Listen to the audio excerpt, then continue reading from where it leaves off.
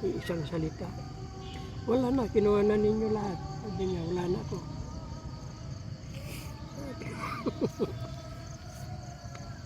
Hindi ko malaman kung sino ang mali sa akin. Ay, sabi ko ba?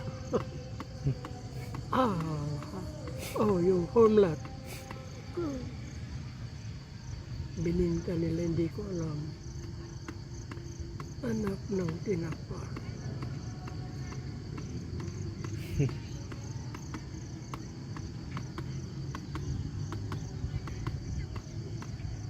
Tinanong mo yung iba kung magkano nakuha nila. Hindi ko lang kahit yung tatay ko maawa ko. Kaya umiyak sila kung nagsasalita. Dahil mga babae. Yung mga lalaki siguro, maaaring lumaban sila. Yung mga babae kawawa.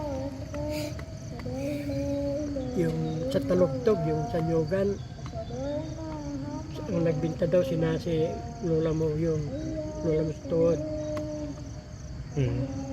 Yun lang. Hindi ko natinanong kung saan ang kuhan ko. Hindi na ako nagtanong yan. Kasi si lola meron si nanay meron siyang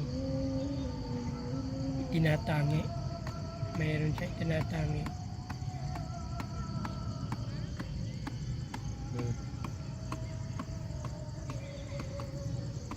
Lalo na yung nag-asawa na ako.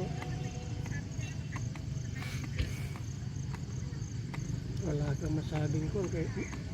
Sino ka ba? Nag-asawa ka na? Iniwan mo kami?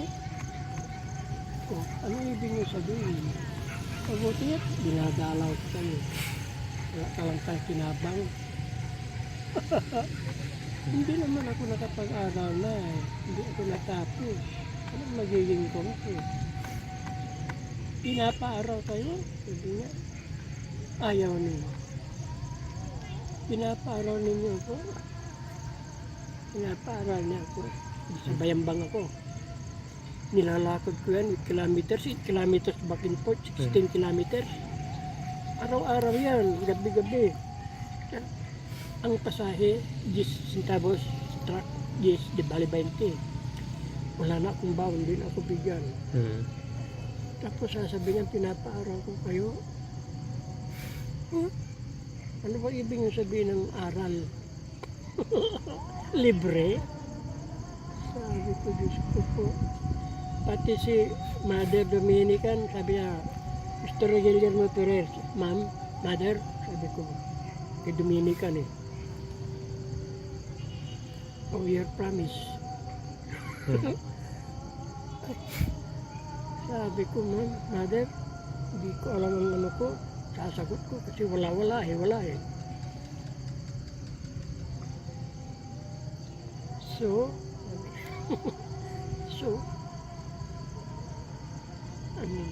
pero natapos ako. Natapos ko kung second year, tapos nung mag-third year na, nagtataka ako bakit nakalista ang pangalan ko sa public. Nasa public high school. Wala na sa San Vincent. Wala na doon. Sabi ko, sino ko yung naglipat nito? Paano malilipat no? Tinawag na ang ano ko eh. Ang tawag dyan. Nung unang kuwan, kaya sabi ng classmate ko, sa Tamundong, subukan mo lang pumasok doon, baka nandoon. Sabi niya, kaya naanap ko doon sa ako, wala na daw kinuha. Sus, pumasok na ako. Banaro po ako. Guillermo Ferrer. Uy, ganun ang kongko kaya wala eh. Sabi, okay na. Pasok ako. Ang masama, kaya wala na akong baon eh. 10 lang pasahe, bali 20. Lalakarin ko dyan, 8 kilometers. Nung una may kasama ko, sila Imong, sila Julie, sila Anuncion, sila P. Kasama ko yan sila sa paglalakad. Kahit na gabi. Wala rin eh. Nung huli na, ako na lang mag-isa. Masakay na sila. Sabi ko, Lord, kung hindi ako magtigil, mamamatay din ako. Pagdating ko sa bahay, ako palatan trabaho. Naglalaba pa. Noon pa naglalaban ako sa ilog. Naglalaban ako. Naglalaban ako. Tapos alam mo ba kung anong sabon? Yung Yan. argo, yung kuha ng kabayo. Kaya, ito, Sakit sa kamay. ay, minsan bilhan nila ako perla, yung blue. Wala man puti noon, blue. Sus, masakit pa rin. Tapos binalay na ako blue wheel. Napakasakit sa kamay. Surrender na ako. Alas mag-surrender na ako ba? Yung panganay na kapatid ko, panganay ko, ano yan, sumunod sa akin, si P. Mahal na mahal nila yan. Hindi nila yan patrabahuin. Sabi ko, surrender na ako. Sabi ko ba, ang ginawa ko, sumama ako kay tatay. Pinuntahan ko sa kanya sa, anong tawag dyan, kalawaan yan eh. Oh, nandito ka. Hindi na ako mag-aaral tayo. Hindi ko na kaya eh. Mag-out sa boses ako ba? Baka magalit. Magalit na wala rin binibigay. Hindi ko na kaya. Sabi ko, nilalakad ko ang taon.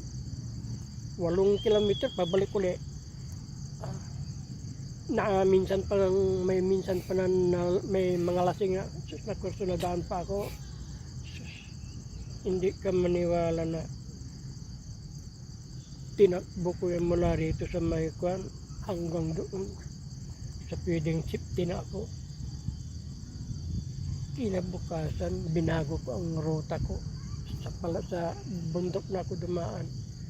Mas malayo. Malayo, ang layo-layo, ang daming kakahuyan ako pag ginagabi.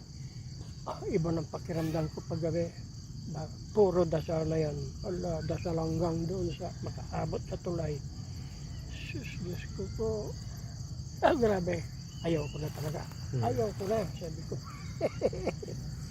Wala rin. Ako rin ang kawawa kung umayaw ako. Niisip-isip ko mga kapatid ko, liliit. Yan, yung mga lola mong yan, sila Nati, sila Kareng, ang liliit pa. Ang grabe. Grabing hirap. Grabing kahirap-hirap. Nagpunta ako. Kung pala, ako ang pinahawak ni tatay ko ng yung knit bar, fish knit. Sige, dito ka, ikaw mag-ayos yan. Ako na uwi sa bahay. Hindi ako na. Asus, pinauwi niya ako. Inabilin ako sa mga kasamahan niya. Tabi ko doon. Uwi ka daw. Pagdating ko punta ka sa Maynila. Sa Chompio. Nandiyan ko kaya doon. Pumunta kaya wala ka mag-autos eh. Noon kasi nung unang panahon, ang utos ng magulang hindi ka makakuan. Pagdating ko doon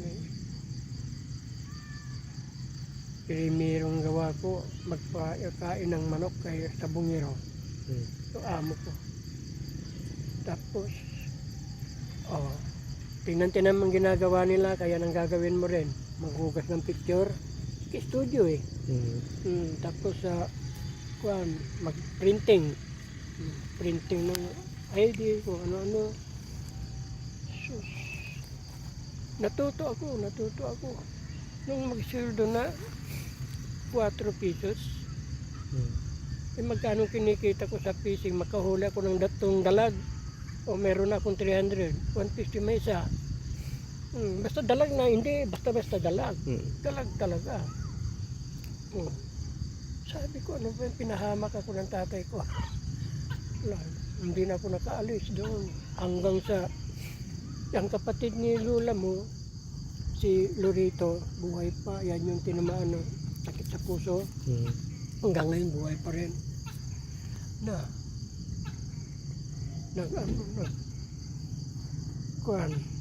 Nag-studio rin.